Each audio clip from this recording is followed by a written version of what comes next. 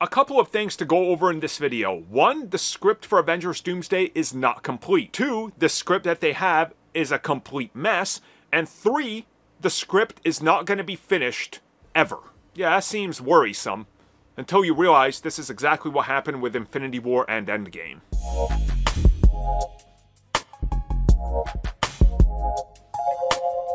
So the latest update from insiders on the status of Avengers Doomsday, despite the film being well into production, is that the script is not complete. And as a matter of fact, the script is still largely believed to be somewhat incoherent, missing characters, missing structure, and sort of just being written, I guess, on the spot with whatever Robert Downey Jr. wants by pulling his Hulk Hogan, this won't work for me brother card. So let's get into all the details, the rumors, the speculation, what's actually going on, and compare this to Infinity War, Endgame, and more or less every Marvel Studios project ever. Okay, so first and foremost, you need to understand that this goes all the way back to really the Kang Dynasty.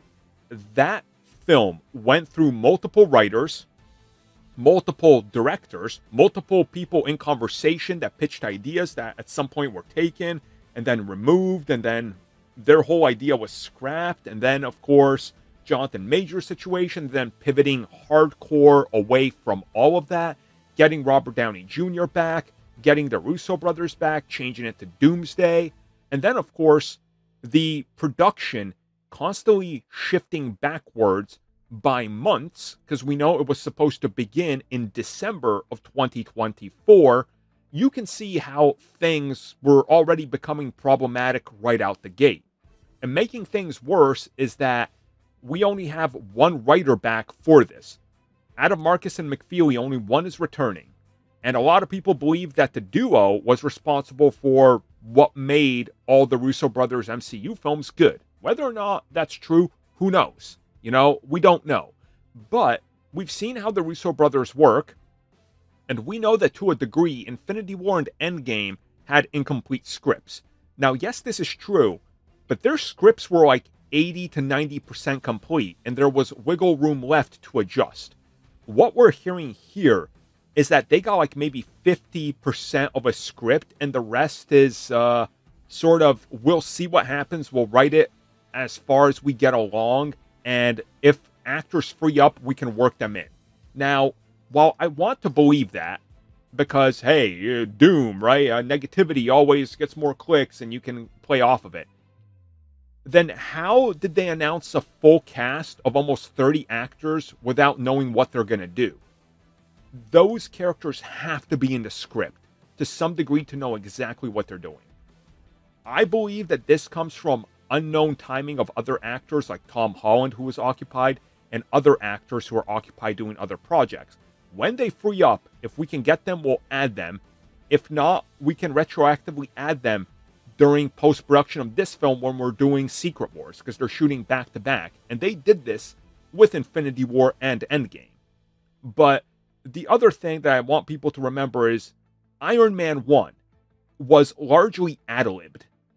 They kind of knew the direction and had some semblance of a script, but a lot of that was, hey, what do you think your character would say in this scenario? Go. And it worked out. But where people really get worried is Robert Downey Jr. as Iron Man / Tony Stark and pulling the ego card. And this is where people believe that Robert Downey Jr. is more or less making this RDJ the movie. Okay, so here's how things go. When you become famous, you make more money in Hollywood. You become like the 1%, right? And those people typically have more say in what happens. Robert Downey Jr. is getting a $50 million payday. It's going to be one of the highest paydays ever. And on top of this, he's going to get a large chunk of the back end. Rumors are he's probably going to make $300 to $400 million off of this Avengers film, right? That's huge. And then you look at some of the other merchandise. I mean, he's going to make bank. And we know that Robert Downey Jr. likes to do his thing, right? And we know that he likes to essentially have creative freedom. And the Russo brothers stated this as well. A couple months ago, they talked about how it's Robert who's writing Doctor Doom's backstory. He's writing who this Doom is, and he's playing it how he's going to play it. So that automatically gets people worried, because is he going to play Doctor Doom, or is he going to play Robert Downey Jr. plays Doctor Doom? Because, as I said before, if Doctor Doom comes out there and goes, "I'm sorry, the multiverse is closed today," I'm walking out of that movie. You know, I think most people will be with me. We want Doom to be Doom. So this is where the fear-mongering starts. And I get it. Trust me, I get it. I love Doctor Doom. You know, you go back to reviews, the old Four-Stick review that I did, the rant, and videos on Doctor Doom after that. People understand how much I love Doctor Doom and care about that character. This is the one instance where if they ruin this character, it's going to be hard for me not to rip them apart every single step of the way. They can get everything else right. But if Doctor Doom is botched, I'm going to rain fury on everything in this film. Which brings me to something else I recently discussed. And that's that, as most people have hinted at, Robert Downey Jr., the more time he spends in the MCU, the less Iron Man you see and the more his face you see. The more it's Tony Stark, it's not Iron Man.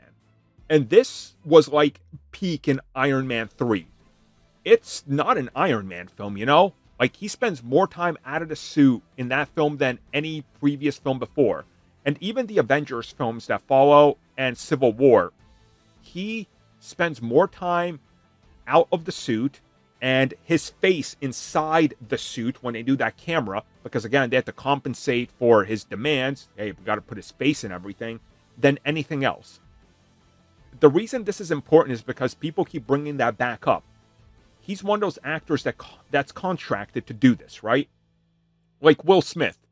You can only hide his face for 2 minutes, and he's got to have his face shown in like a 2-hour film for something that was like, what, 72 minutes or something? It was ridiculous. That was out there. It was like, wait, what? They do this? And it was confirmed to be real, you know?